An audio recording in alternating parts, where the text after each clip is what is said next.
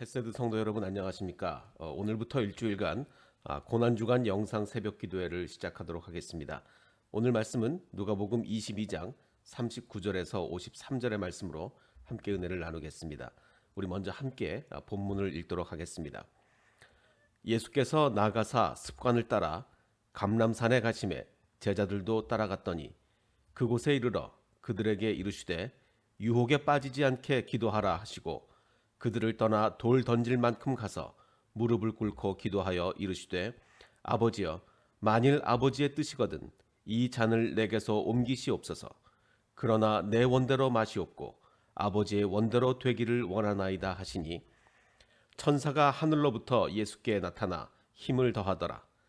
예수께서 힘쓰고 애써 더욱 간절히 기도하시니 땀이 땅에 떨어지는 핏방울같이 되더라. 기도 후에 일어나 제자들에게 가서 슬픔으로 인하여 잠든 것을 보시고 이르시되 어찌하여 자느냐 시험에 들지 않게 일어나 기도하라 하시니라.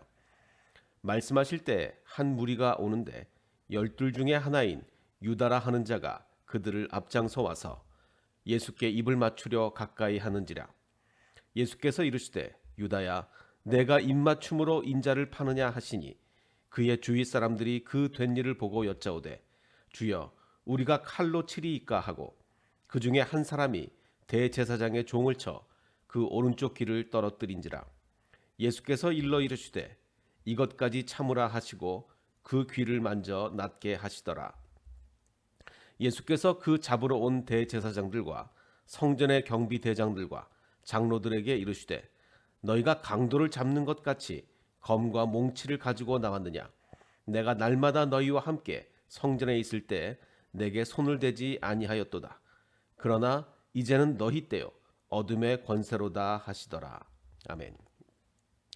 오늘은 그 유명한 예수님께서 겟세마네에서 기도를 하신 후에 잡혀가시는 그 장면입니다. 오늘 이 겟세마네 기도에 대해서 좀 살펴볼 텐데 이 마태, 마가, 누가 이 세 복음서에 다 기록이 된 이 겟세마네 기도는 마태, 마가 복음에 나온 기록과 누가 복음의 기록이 조금 차이가 있습니다. 강조점이 달라서 그런 것이죠. 먼저 마태와 마가복음은 제자들과 함께 겟세마나라고 지명을 명시합니다. 겟세마네라고 하는 곳에 갔다라고 이야기하는 반면에 누가복음은 올리브산, 그 옛날 개역 성경에는 감람산이라고 하죠. 올리브나무, 감람나무 같은 거니까. 근데 늘 하시던 곳이었다고 합니다. 늘 하시던 대로 올리브산, 감람산으로 가서 기도를 하셨다. 늘 정해진 곳을 가셨다라고 얘기합니다. 그리고 그곳에 이르러 이런 기도를 하셨다. 즉 여기서 말하는 그곳이 아마 겟세마네를 이야기할 것입니다. 자, 그런데 더 큰 차이는 그 뒤에 나옵니다. 뭐 차이라기보다는 생략하여 기록하느냐 아니면 어떤 다른 특별한 곳에 더 관심을 가지느냐 그런 차이가 될 것입니다. 마태와 마가복음은 이렇게 얘기합니다. 그들 즉 열두 제자들에게 내가 기도하는 동안 너희는 여기에 앉아 있어라 라고 얘기를 합니다. 그리고 나서 몇 명만 데리고 더 위로 올라갑니다. 베드로와 세베대의 두 아들을 데리고 갑니다. 즉 이 세 명만 따로 데리고, 세베대의 아들이라는 건 야고보와 요한이니까 세 명만을 따르고 데리고 가서 너희는 여기에 머물러 나와 함께 깨어 있으라 라고 얘기합니다. 즉 두 그룹은 나눠서 그냥 나머지 제자들은 너희는 여기 앉아 있어라 라고 얘기하고 세 명의 제자들은 데리고 가서 나와 함께 깨어 있으라고 더 특별한 주문을 하게 됩니다. 즉 앉아 있을 제자들과 함께 깨어 있을 제자들을 구별하셨다는 얘기입니다. 그런데 누가복음에는 그런 구별은 나오진 않습니다. 그곳에 이르러 예수께서 그냥 제자들에게 말씀하시기를 시험에 빠지지 않도록 기도해라 라고 이렇게 말씀하신 걸로 되어 있습니다. 아마도 누가복음은 이런 구별은 하지 않고 그냥 생략해서 기록을 한 것으로 보여집니다. 자, 여기서 우리가 중요한 것은 예수께서는 앉아 있을 제자들과 함께 깨어 있을 제자들을 나누셨다는 것입니다.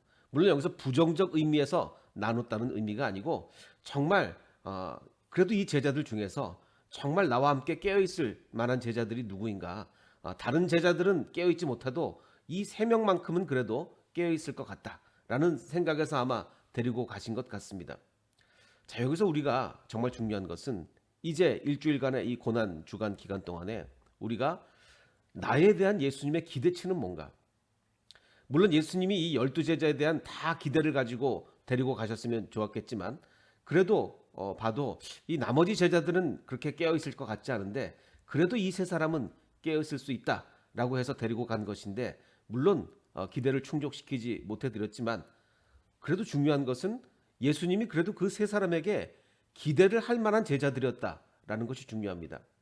그래서 저는 오늘 여러분께 말씀드리고 싶은 것은 이 고난 주간 예수님이 나에 대한 기대치, 즉 내가 평소에 한 모습을 예수님을 그거를 가지고 평가하시지 않겠습니까?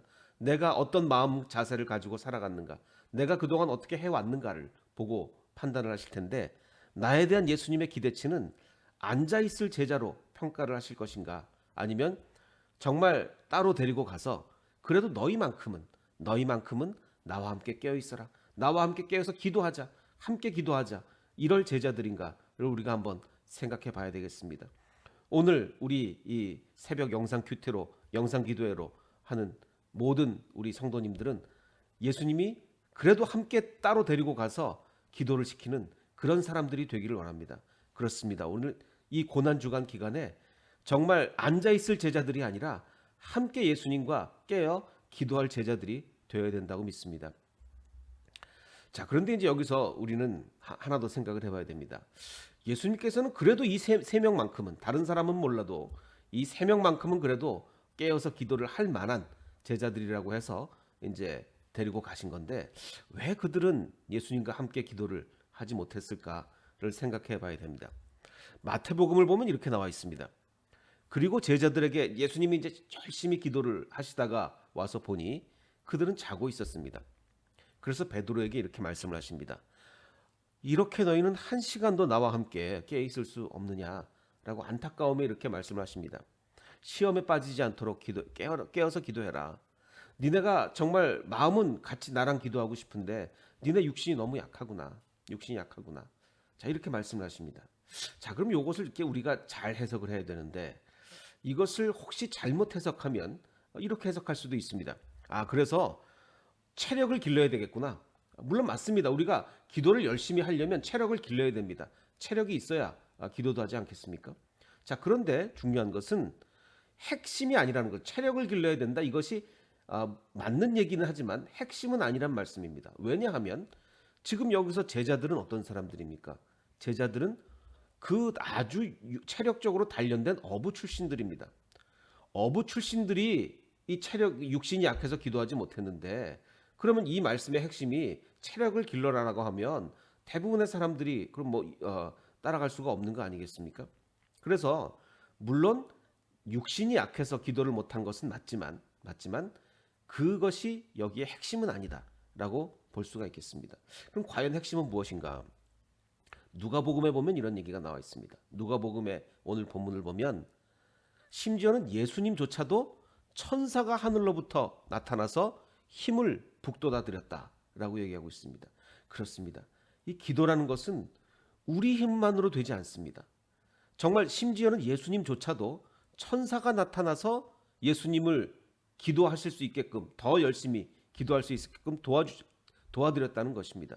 그래서 예수님도 천사들이 도와 더욱 힘써 기도할 수 물론 여기서 얘기하는 예수님은 신적 능력의 예수님을 의미하지 않고 여기서는 정말 인간적인 모습의 예수님을 의미하는 겁니다. 100% 신이자 100% 인간인 예수님은 적어도 지금 이 겟세마네 동산에서만큼은 완전한 인간의 모습으로 정말 천사들의 도움을 받아서 기도하는 것을 볼 수 있습니다.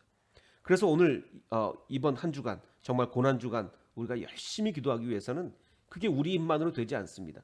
하나님께 구해야 됩니다. 하나님, 내가 열심히 기도할 수 있도록 나를 좀 도와주십시오.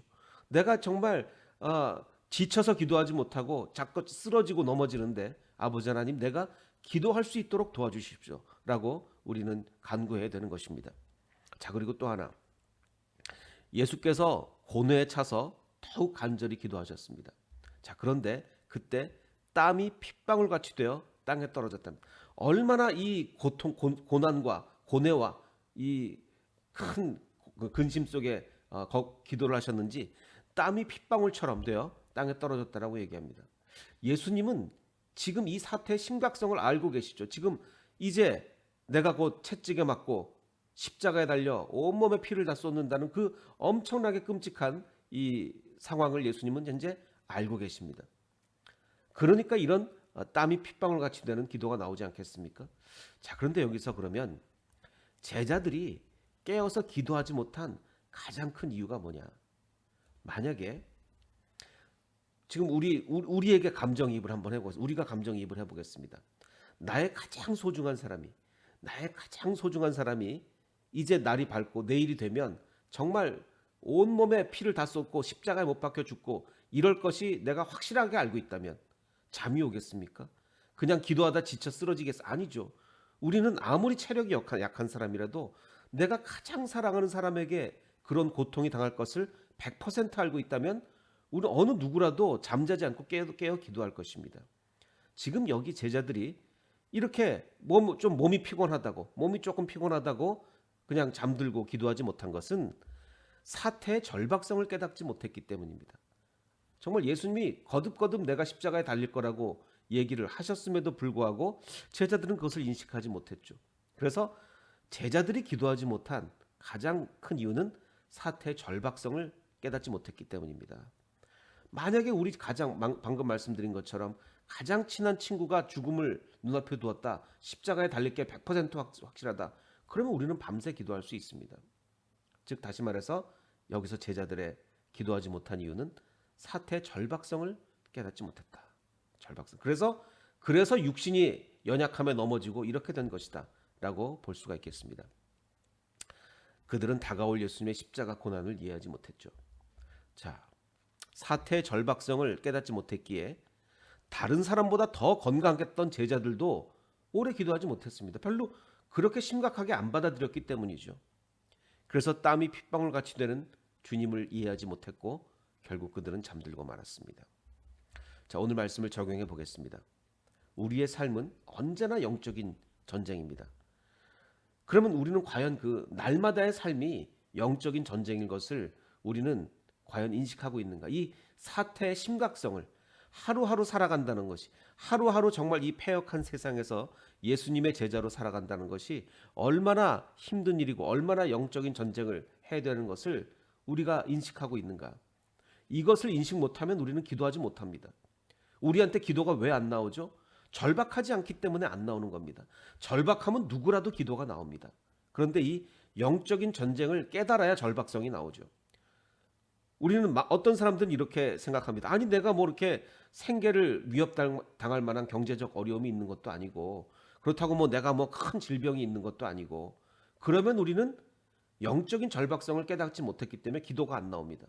그러나 아무리 우리가 생계에 큰 문제가 없어도 아무리 뭐 육신에 큰 질병이 없어도 하루하루 주님의 제자로 살아간다는 것 자체가 우리는 영적인 전쟁입니다. 이 사태의 절박성을 깨달아야 된다는 것입니다. 그래서 우리의 삶은 끊임없는 영적인 전쟁이라는 것을 깨닫고 이 고난 주간 기간에 우리가 정말 기도하기를 원합니다. 정말 매일 아침에 일어나서 정말 함께 우리가 기도하며 아버지 하나님, 내가 참 약합니다. 주님께서도 천사가 도와주셨듯이 내가 기도할 때도 좀 도와주십시오. 그리고 내가 이 영적인 절박성 깨닫고 하루하루 주님의 뜻대로 살아갈 수 있도록 도와주십시오라고 기도하는 우리가 되기를 원합니다. 기도 제목을 좀 드리겠습니다. 이 주님의 고난과 부활을 이 한 주간 묵상하며 우리가 정말 우리 헷세드 교회가 영적으로 성장해야 되겠습니다. 정말 교회 전체뿐만 아니라 한 사람 한 사람이 영적으로 정말 풍성한 주님의 은혜를 누리며 성장할 수 있게 해주십시오. 그리고 헷세드의 모든 가정이 정말 이 코로나 얼마나 어렵습니까? 정말 요 며칠 새에 더 이 코로나가 심해졌는데 잘 극복할 수 있도록 정말 정신적으로나 육체적으로나 잘 극복할 수 있도록 정말 도와달라고 기도하고 또 이제 우리 목장 모임 이제 새롭게 잘 모이고 있습니다. 근데 더 잘 모일 수 있도록 더 목장 모임에 은혜와 기쁨, 소망함이 있을 수 있도록 우리 함께 기도하고 그리고 이제 우리 대신 중고등학교 사역 정말 우리 열심히 하고 있습니다. 이제 많은 열매가 맺힐 정말 그 기대감이 있습니다. 또 이 대신 중고등학교뿐만 아니라 우리가 섬기는 모든 뭐 선교사님과 그 주변의 모든 정말 구제 사역 이 모든 우리 교회가 맡은 바 사역을 충실히 잘 감당할 수 있도록 우리 함께 기도하고 또 우리 교인들 중에 어려움 닥친 사람들이 있습니다. 한 분 한 분을 위해서 우리가 정말 그들의 육신의 건강과 정말 다시 한번 힘을 낼 수 있는 그들을 되기 위해서 우리 함께 기도하는 시간을 갖도록 하겠습니다. 우리 잠시 함께 기도하겠습니다.